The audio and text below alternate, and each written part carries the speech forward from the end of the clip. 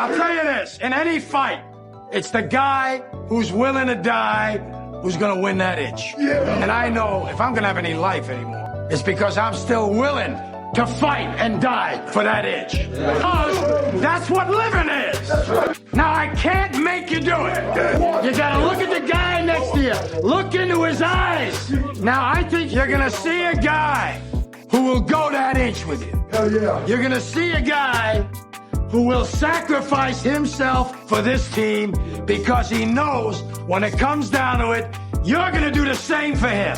That's a team, gentlemen. And either we heal now as a team, or we will die as individuals. Let me tell you something you already know. The world ain't all sunshine and rainbows. It's a very mean and nasty place, and I don't care how tough you are, it will beat you to your knees and keep you there permanently if you let it. You, me, or nobody is gonna hit as hard as life. But it ain't about how hard you hit. It's about how hard you can get hit and keep moving forward. How much you can take and keep moving forward. That's how winning is done. Now, if you know what you're worth, now go out and get what you're worth. But you gotta be willing to take the hits and not pointing fingers saying you ain't where you wanna be because of him or her or anybody. Cowards do that, and that ain't you. You're better than that. I'm a peacock, Captain. You gotta let me fly on this one. You know what, Terry? Let's just settle this. Peacocks don't fly. They fly a little. They get a real running About as start. much as a penguin. One more thing. Do me a favor. Don't go chasing butterflies. I'm a peacock, Captain. You gotta let me fly on this one.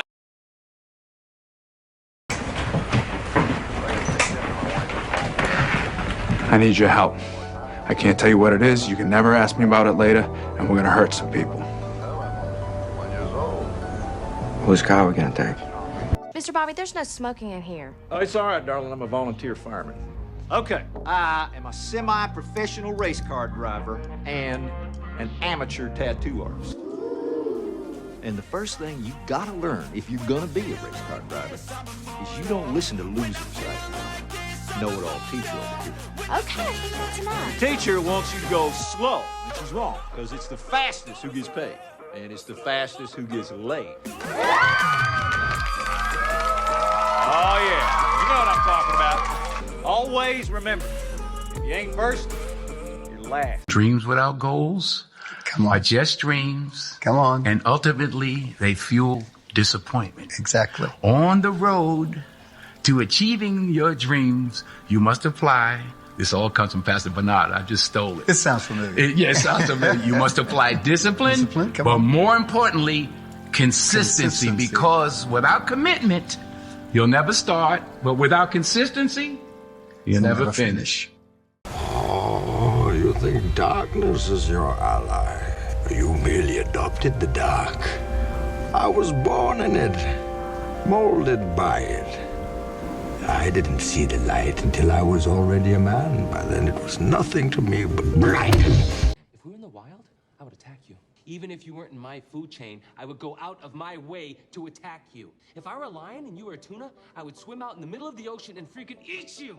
And then I'd bang your tuna girlfriend. First off, a lion swimming in the ocean? Lions don't like water. If you'd placed it near a river or some sort of fresh water source, that makes sense. But you find yourself in the ocean, 20-foot wave, I'm assuming it's off the coast of South Africa, coming up against a full-grown 800-pound tuna with his 20 or 30 friends, you lose that battle. You lose that battle 9 times out of 10. And guess what? You've wandered into our school of tuna, and we now have a taste of lion. We've talked to ourselves. We've communicated and said, you know what? Lion tastes good. Let's go get some more lion. We've developed a system to establish a beachhead and aggressively hunt you and your family. You just lost to your own game. You're outgunned and outmanned. Did that go the way you thought it was going to go? Nope.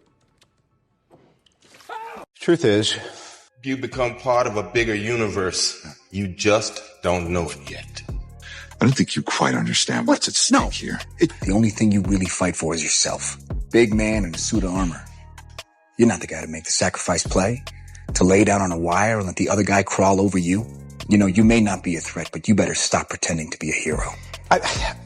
I'm just not the hero type, clearly. Don't waste it. Don't waste your life. I shouldn't be alive. Unless it was for a reason. I just finally know what I have to do. Deserve death.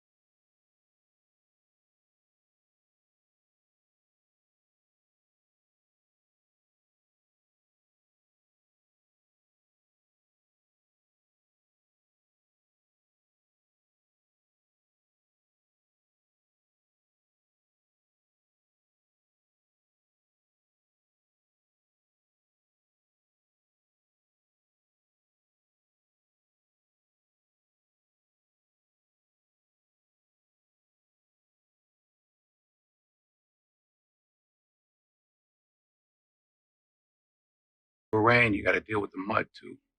Cocaine, what a wonderful drug. Anything that makes you paranoid and impotent, give me more of that. One of the great triumphs of your life was the way you beat drugs. But do you think that getting into them was the effect of success or just the atmosphere of the 70s, late 80s? I mean, success was one. It's like the old joke. Did you have a drug problem? No, everybody had it. He didn't change. What was changing was me. I had a rule that I would never drink or do drugs while working because I had too much respect for the 5 people that I was working with. So I was never wasted when I was working. But I did work extremely hungover. But Chandler never changed. The writing never changed. It was my ability to pull off this addiction that I didn't understand. Years later, I was in a treatment center in a detox ward, and I was coming off of many, many, many drugs. And I picked up the Alcoholics Anonymous book for the first time in my life. And I read, drinkers think they're drinking to escape, but what they're really doing is trying to get over a disease they don't know they have. Let me tell you about a voice. Not this voice, but the one inside, the one that whispers. It tells me what's right and what's not, when to leave and where to go. It's not Shakespeare. It does not speak in memorable lines. My inner voice always gives it to me straight, tells me who my real friends are, when to say yes, when to say no, whether the person sitting next to me is the one I'll be spending the rest of my life with, or not. Sometimes that voice is crystal clear. Go, stay, right, wrong. Sometimes it merely whispers. Don't let it drown in a noisy world, because in the end, no man, woman, or algorithm knows what's right for you. Always trust your inner voice. Everybody has one. Few listen to it. And that's always a dangerous character. The guy who's afraid of loss is a dangerous guy, because he's the guy in Hollywood that stabs you in the back or, turns on somebody or whatever. Trying to protect. If you know a man's fear, then you can conquer him, some say. Truly. I mean, that's what the Blacklist era was about. Somebody, McCarthy, sat back and said, my gosh, what a wonderful fear to take advantage of, and to bring myself to power. He suffered badly from depression. When it's gone, what you think to yourself, and it's a selfish way of thinking it, you think, what have I got to look forward to in life now? And at the time, it doesn't matter how much you think, well, I've got my kids, I've got my family, I've got my health, which is the way you should look at things. You don't. I've won all them titles, I've done all this, I've done all that. What have I got now? I've got nothing and that, and then you go deeper and deeper. And as problems come along, like personal problems, we're falling out with the family, and my trainer, and getting beat by Pacquiao, and having to retire. It's dead easy to do it, and everyone thinks, what's he got to worry about? I'm not the bravest. I am when I get in that ring and the bell goes, but I'm a very deep person, I'm a very emotional person, and sometimes, for a world champion to say, I need a hug me, I need help me, I'm struggling here, and that was very hard for me to come to. Put them demons to rest, whatever they are, Ricky, and get on with your life. Not just your career, your life. This is a life for me. Ricky Hatton isn't just a boxer, he has a life. You were immediately humbled, no matter if you were coming right off a victory or a win or a box office hit. You weren't allowed to. At the same time, you were raised up once you were humbled. that balance. We were taught resilience, heavy, heavy duty resilience, baseline gratitude. Quit asking me for new shoes. I'm gonna introduce you to the kid with no feet. Whoa. I'll tell you this, in any fight, it's the guy who's willing to die who's gonna win that itch. And I know if I'm gonna have any life anymore, it's because I'm still willing to fight and die for that itch. Because that's what living is. Now, I can't make you do it. You gotta look at the guy next to you. Look into his eyes. Now, I think you're gonna see a guy who will go that inch with you. Hell yeah. You're gonna see a guy who will sacrifice himself for this team because he knows when it comes down to it, you're gonna do the same for him. That's a team, gentlemen. Hell yeah. And either we heal now as a team, or we will die as individuals. Now, what are you gonna do?